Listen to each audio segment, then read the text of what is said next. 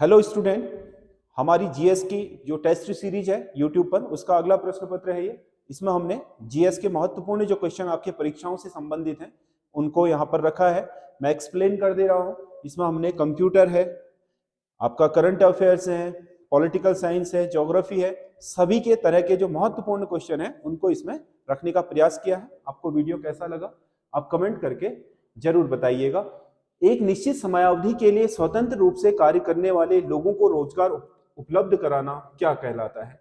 एक निश्चित समयावधि के लिए, एक निश्चित समयावधि के लिए स्वतंत्र रूप से मतलब फ्रीलांसर, मतलब किसी के अधीन कार्य ना करके व्यक्ति खुद जा करके अपने काम को कर रहा है और उसका एक निश्चित जो उसका कार्य का मेहनताना होता है उसे ले लेता है। ऐसी जो अर्थव्यवस्था है उसे बोलते हैं गिग इकोनॉमी। क्या बोलते हैं? गिग अर्थव्यवस्था। ये बहुत इंपॉर्टेंट है क्योंकि वर्तमान में इस अर्थव्यवस्था का आकार बढ़ रहा है। लोग किसी कंपनी में काम करने के बजाय स्वतंत्र रूप से अपने कामों को ज्यादा वरीयता दे रहे हैं और एक निश्चित समयावधि में उस काम को करके वो अपना एक निश्चित जो मेहनताना है उसे कमा भी लेते हैं, तो उसे हम गिग इकोनॉमी कहते हैं। अगला क्वेश्चन है, एनएसएसओ जो नेशनल सर्वे सैंपल ऑर्गेनाइजेशन होता था और केंद्रीय सांख्यिकी संगठन सीएसओ, ये दोनों मिल गए हैं। अब एनएसएसओ और केंद्रीय सांख्यिकी संगठन को मिलाकर बनी नई संस्था को क्या नाम दिया गया है? तो इसका नाम रखा गया है राष्ट्रीय सांख्यिकी कार्यालय। अब इसका नाम हो गया है राष्ट्रीय सांख्यिकी कार्यालय। दोनों मिल गए। दो, एक आपके जो एनएसएसओ होता था वो जनसंख्या से संबंधित महत्वपूर्ण आंकड़ों का संग्रहण करता था और सीएसओ जो होता था वो अर्थव्यवस्था से संबंधित महत्वपूर्ण आंकड़ों का संग्रह करता था, जिससे देश में योजनाओं को बनाने में बहुत सुविधा होती थी। तो अब ये दोनों कार्यालय एक ही हो गए हैं और उसका नाम है राष्ट्रीय सांख्यिकी कार्यालय, national statistics office, national statistics office. अगला क्वेश्चन है, प्रधानमंत्री वय वंदन योजना में कितने उम्र से अधिक लोगों को पेंशन दी जा रही है? वय वंदन मतलब जो वृद्ध हैं उन लोगों की, वंदन मतलब उनकी जो भी है उन्हें एक तरीके से एक गिफ्ट देने के लिए सरकार ने जो आपका प्रधानमंत्री वय वंदन योजना शुरू की है वो 60 साल से अधिक वर्ष के आयु के लोग जो हैं उनको आपका पेंशन दी जाएगी, दी जा रही है। भारत की मुख्य भूमि की तटरेखा की लंबाई कितनी है? मुख्य भूमि की तटरेखा मतलब यदि हम भारत के जो द्वीप हैं, अंडमान निकोबार द्वीप हैं या जो आपके बंगाल की खाड़ी में सारे द्वीप हैं या जो अरब सागर में सारे द्वीप हैं, उनकी तटरेखा को निकाल दें तो भारत की जो मुख्य भूमि की तटरेखा है जो ऐसे आती है, कहां से?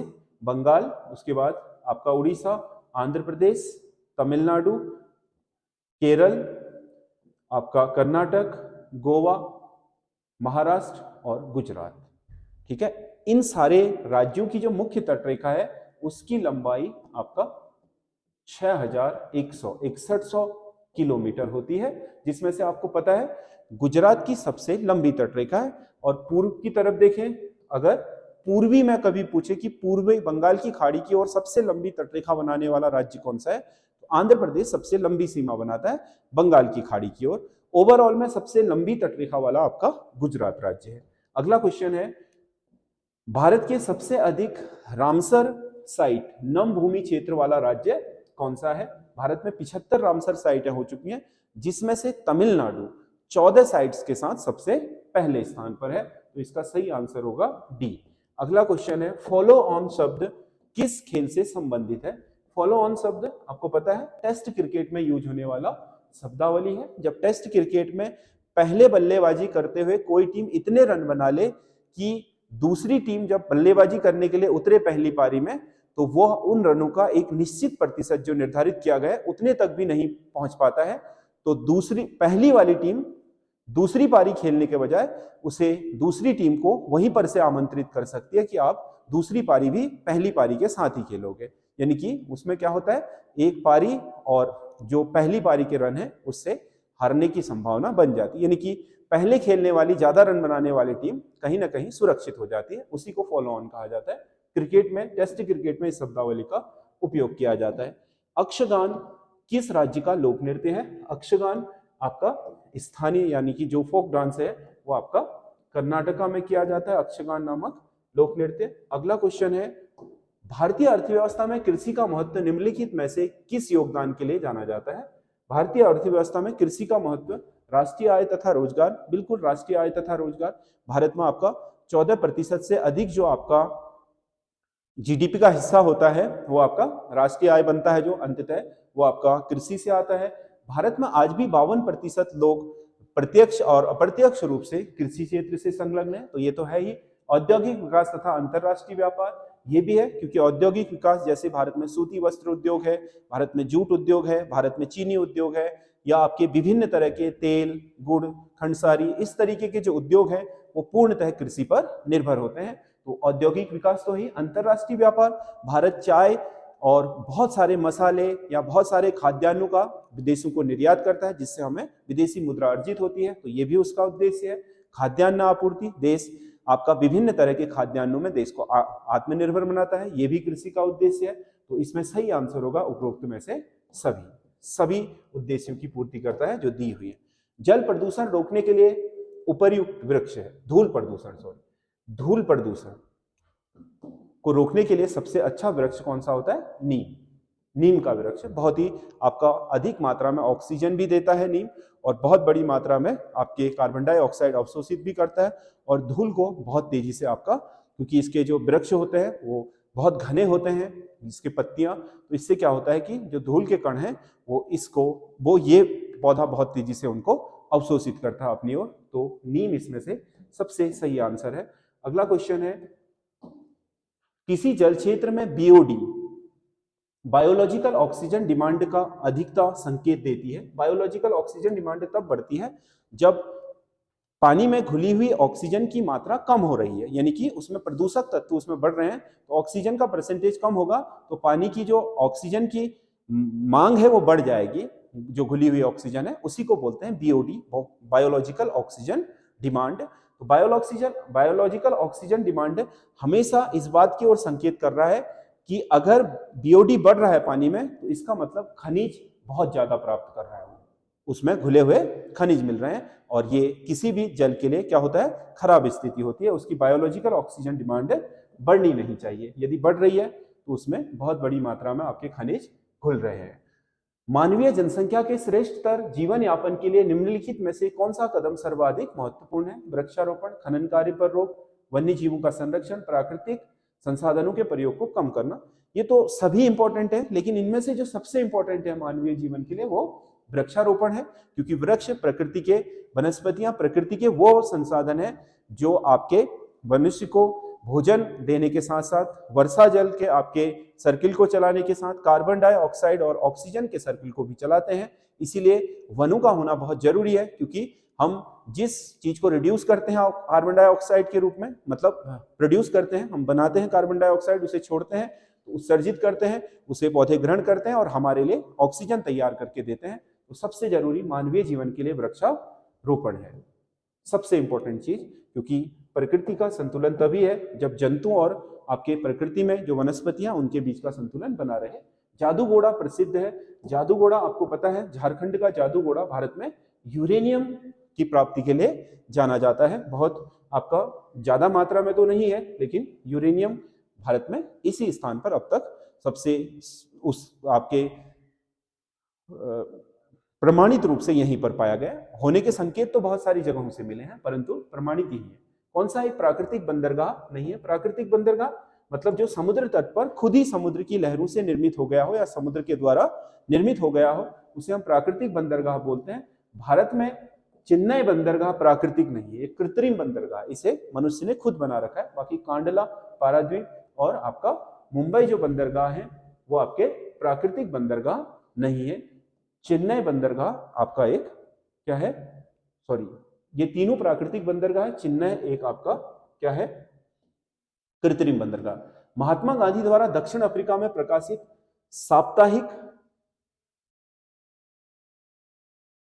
पत्रिका कौन सी थी? पहले साप्ताहिक फिर मासिक हो गई, तो ये पत्रिका थी इंडियन ओपिनियन, जो महात्मा गांधी दक्षिण अफ्रीका से प्रकाशित करते थे। अगला क्वेश्चन है, कुचिपुड़ी किस राज्य का लोक नृत्य है? भारत के जो आपके लोक ये आपका नृत्य है, लोक नृत्य नहीं बल्कि ये शास्त्रीय नृत्य है। भारत में मोहिनीअट्टम है, भरतनाट्यम है, कुचिपुड़ी है, कथकली है, कथक है, उड़िया है और आपका मणिपुरी है। ये आपके महत्वपूर्ण क्या है, आपके शास्त्रीय नृत्य हैं। इनमें से जो कुचिपुड़ी नृत्य है वो आपका आंध्र प्रदेश का लोक शास्त्रीय नृत्य है, मतलब भारत का शास्त्रीय नृत्य है परंतु आंध्र प्रदेश से इसका उद्भव हुआ है। मोडेम एक हार्डवेयर युक्ति है जिसके अंतरपृष्ठ होते हैं। अंतरपृष्ठ मतलब उसके साथ क्या क्या जुड़े रहते हैं। तो मोडेम आपका मॉड्यूलर डिमोड्यूलर का संक्षिप्त रूप है। एक तरफ उसमें टेलीफोन की लाइन जुड़ी होती है जो आपके सिग्नल पहुंचाती है। मॉड्यूलर उसको क्या करता है, जो आपके इलेक्ट्रिकल सिग्नल है उन्हें डिजिटल सिग्नल में बदलता है। और दूसरी तरफ कंप्यूटर जुड़ा होता है। कंप्यूटर से जब सिग्नल वापस जाते हैं तो वो आपके डिजिटल सिग्नल को पुनः आपके क्या करता है, सिग्नल जो इलेक्ट्रिक सिग्नल है उसमें बदल देता है। तो इसीलिए उसे मॉड्यूलर डिमोड्यूलेटर कहा जाता है मोडेम को। तो ये आपका सही आंसर टेलीफोन लाइन और कंप्यूटर होगा। अगला, निम्नलिखित में से कौन सा एक सॉफ्टवेयर है। सॉफ्टवेयर ट्रांजिस्टर आपको पता है ये हार्डवेयर होते हैं कंप्यूटर में। इंटीग्रेटेड सर्किट आईसी ये भी आपके हार्डवेयर है।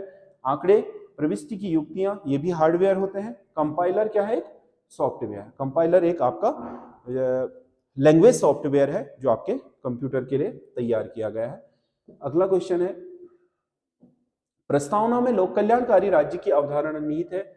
प्रस्तावना संविधान में लोक कल्याणकारी राज्य की अवधारणा निहित है। किसमें निहित है, आपके राज्य के नीति निदेशक तत्व में। लोक कल्याण की जो आपके साफ साफ लिखा है कि लोक कल्याण में अभिवृद्धि राज्य करेगा, यानी कि लोक कल्याण के लिए जितने भी प्रयास हैं वो राज्य की तरफ से किए जाएंगे। ये नीति निदेशक तत्व में वर्णित किया गया है।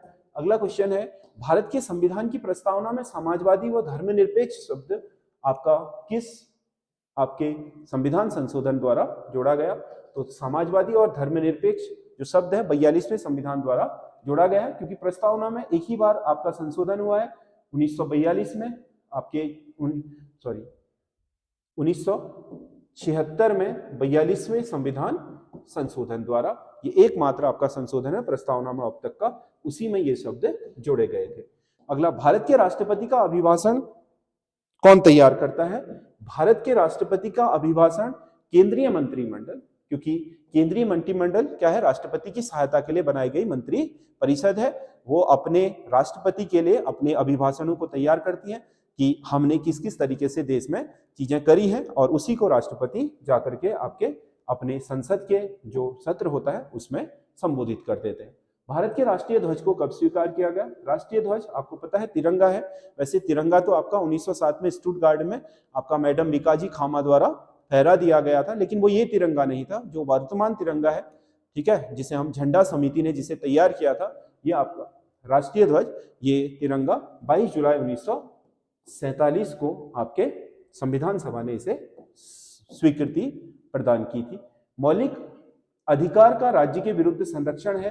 बताइए निम्नलिखित में से कौन सा राज्य के अंतर्गत नहीं आता। भारत सरकार और संसद दोनों राज्य हैं। राज्य विधानमंडल और राज्य सरकार भी आपका राज्य शब्द है। सभी स्थानीय निकाय भी राज्य शब्द है। न्यायपालिका राज्य शब्द में नहीं है। बाकी ये तीनों आपके जो भी आपके प्राधिकृत अधिकारी है देश के कल्याण विकास योजनाओं के लिए, वो सब राज्य कहलाएगा। न्यायपालिका न्याय के लिए है, वो यहाँ पर प्रयोग किए गए राज्य के शब्द में नहीं आती है। स्वतंत्र न्यायपालिका, ये सब चीजें सही चल रही है या नहीं उसकी देखरेख और उसको लागू करवाने के लिए।